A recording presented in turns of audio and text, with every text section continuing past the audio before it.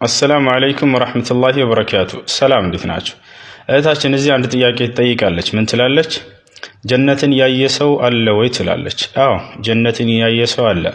እርሳቸውም ነቢዩ ሙሐመድ ሰለላሁ ዐለይሂ ወሰለም ናቸው። ነቢዩ ሙሐመድ ሰለላሁ ዐለይሂ ወሰለም ጀነትንም እሳትንም ጀሃነምን አይቻለሁኝ ሁለቱንም ብለው ተናግረዋል። ሐዲስ ላይ ይህን አስመልክተው ሲናገሩ እንዲህ አሉ።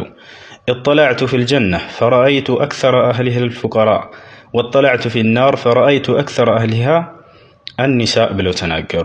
ምን አሉ? ጀነትን ብቅ ብዬ ተመለከትኳት፣ አብዛኛዎቹ ነዋሪዎቿ ድሃዎች ናቸው አሉ። እንዲሁም ጀሃነም እሳትን ብቅ ብዬ ተመለከትኳት፣ አብዛኛዎቹ ነዋሪዎቿ ሴቶች ናቸው አሉ።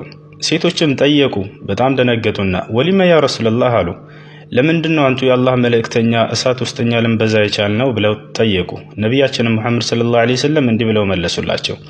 ሊአነኩም ተክፉርነ አልዓሽር፣ ምክንያቱም እናንተ የባሎቻችሁን ውለታና ደግነት መልካምነት ለበርካታ ዓመት ሲያደርግላችሁ የነበረን ደግነት መልካምነት ውለታ ሁሉ በአንድ ስህተት ስለምትክዱ ብለው ተናገሩ። ይህ ማለት ለምሳሌ አንዲት ሴት ከባሏ ጋር ብዙ ደስ የሚሉ ህይወቶችን አሳልፋ ብዙ ሲያደርግላት ቆይቶ ብዙ ፍቅር ደስታ ሲያሳያት ሲሰጣት ለብዙ ዓመታት ቆይቶ የሆነ ጊዜ ላይ ሲጣሉ ወይንም ሲጨቃጨቁ አንተ ምን አድርገህልኝ ታውቃለህና ብላ ላንዴ ያን ሁሉ ፍርስርስ አድርጋ ትክደዋለች።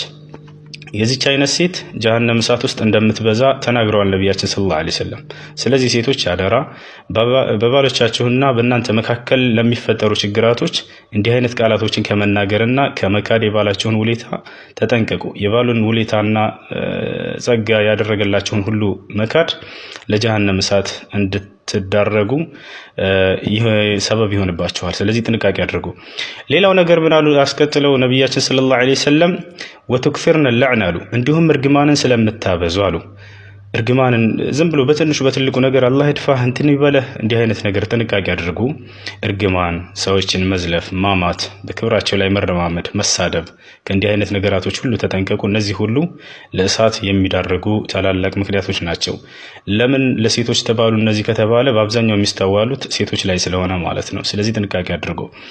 ድሃዎች ድሃ በመሆናቸው ብቻ ምክንያት አይደለም ጀነት ውስጥ የገቡት። ልብ በሉ ይሄንን ሙስሊም ሆነው ድሃ ሆነው በድህነታቸው ላይ የታገሱ ያላማረሩ ጌታችንን በቃ ይህ አንተ የወሰንክልን ህይወት ነውና በደስታ ተቀብለናል ያንተን ውሳኔ ብለው ታግሰው የኖሩ ድሃዎች ሙስሊሞች ጀነት ውስጥ ትልቅ ምንዳን ያገኛሉ። ግልጽ ነው አይደለም?